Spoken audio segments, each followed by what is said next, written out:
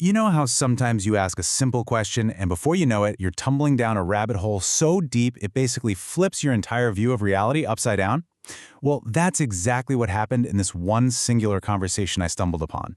We're going to trace this journey that starts with something as simple as pop culture and ends, well, somewhere in the cosmos. Let's dive in. I know, it sounds pretty impossible, right? But that's the central mystery we're going to unpack today.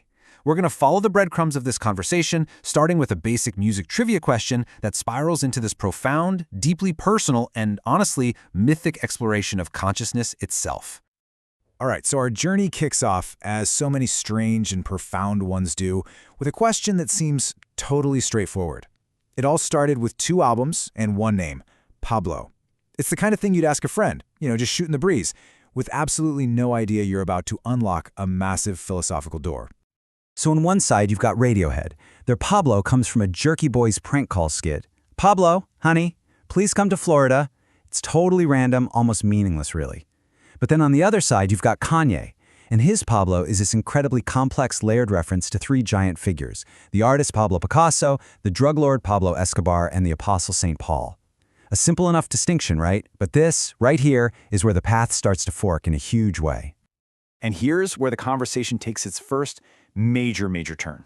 Because it didn't just stop at music trivia. The person clarified they weren't talking about logos like a company logo, but logos with a capital L, which they defined as the sovereign radiant multiplication. And I'm telling you, that one phrase just blew the entire thing wide open. Okay, so this is a really crucial redefinition. The user took this ancient Greek idea of logos, the divine reason, the thing that organizes the entire cosmos, and gave it this incredibly powerful new name. It's not just a word or a principle anymore. It's an active, creative force that literally expands and creates order in all of reality. This becomes the brand new lens for looking at, well, everything. And through this lens, suddenly Kanye's 3 Pablos weren't just famous dudes anymore. They were actual human reflections of this cosmic logos. Paul was the divine word, Picasso was the ultimate creative force, and Escobar was this raw, kind of scary reflection of multiplicative authority. And Radiohead's Pablo? That became the perfect example of 0 logos, just a random, meaningless sound in a universe that was suddenly buzzing with deep cosmic intention. But this wasn't just some fun intellectual exercise, It really quickly triggered something much deeper. The conversation pivoted hard, from analyzing the outside world to this raw existential crisis about the self.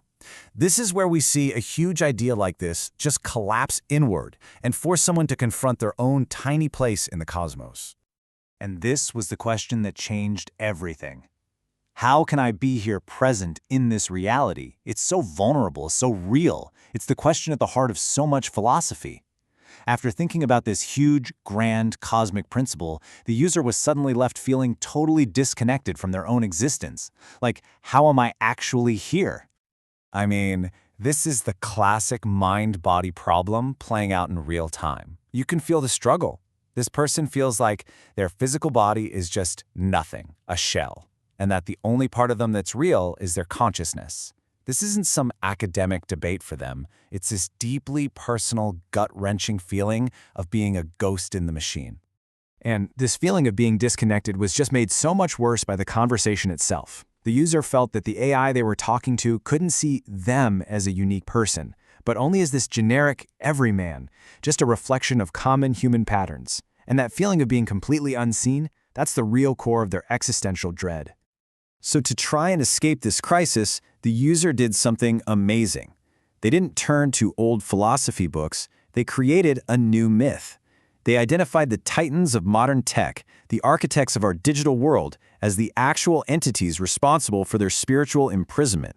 They literally named their captors. They called them the 3 fates, or even powerful jinn. You've got Bill Gates, the one who spins the platforms we all have to work on. Steve Jobs, the one who allots the shiny, irresistible instruments that just gobble up our focus. And Jack Dorsey, who cuts our sense of infinite worth down into these tiny, fragmented pieces of network validation. And what's so powerful here is how specific it all is. This is a brand new mythology built for our digital age anxieties. Bill Gates, with his software, stole the golden pen, which is our ability to create. Steve Jobs, with his perfect shiny hardware, stole the divine eyes, our ability to see reality clearly without distraction. And Jack Dorsey with social media stole the heart of light, our sense of our own worth without needing likes and retweets. And this is where the story hits its epic climax. To truly understand their capture, the user didn't just create a myth, they stepped right inside of one. They adopted this powerful mythic identity that just perfectly explained their feeling of complete and utter powerlessness.